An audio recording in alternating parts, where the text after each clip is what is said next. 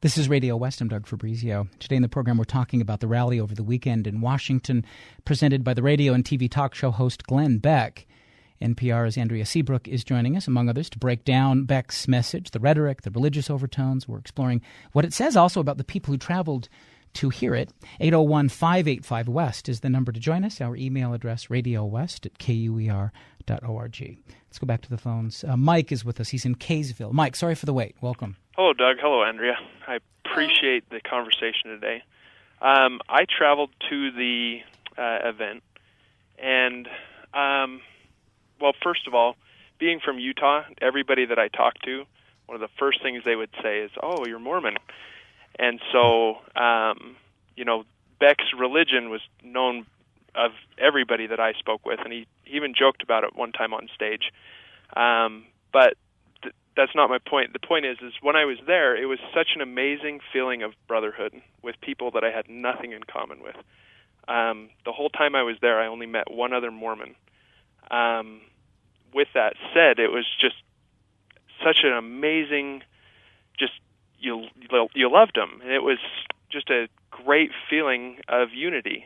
What were the things, I'm wondering, Mike, if you don't mind, that you felt that you shared with those other people? Was it a political ideology? Did you feel like everyone would sort of agree with your political ideals, or was it something different? Definitely not.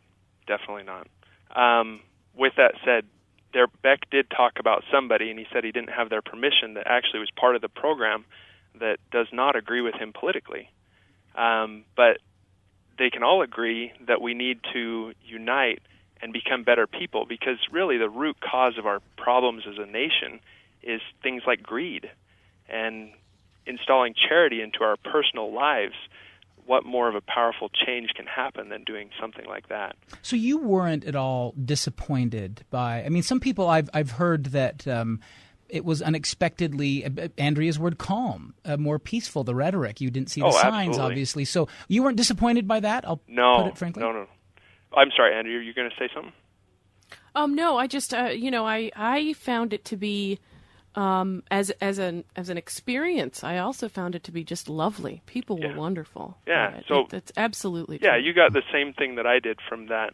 And with that said, I wandered over and found myself in front of the Sharpton rally and talked with several people there.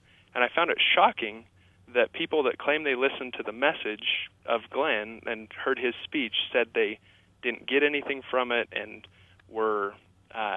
felt that he was being hateful. And when you actually listened to his message, it was like, how in the world did you get that? And so I was disheartened hearing that, and I had wandered over towards the World War II Memorial and past the Black Panther rally going on there. And when I was over at the World War II Memorial, I heard two black ladies talking that had just left the Sharpton rally, and they were talking about how beautiful Glenn's message was and how disappointing that the two couldn't have been combined. And so I engaged in conversation with them, and they were just beautiful people and black as can be, and I'm white as can be, but we agreed that the message was awesome and beautiful.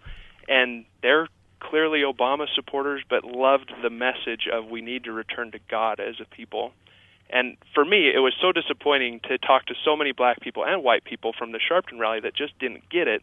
And it was so nice to talk to two people that absolutely got it. And it was a real payday. And I was so grateful to those ladies. Mike, we're glad you called. Thanks very much. Yeah, thank you. 801-5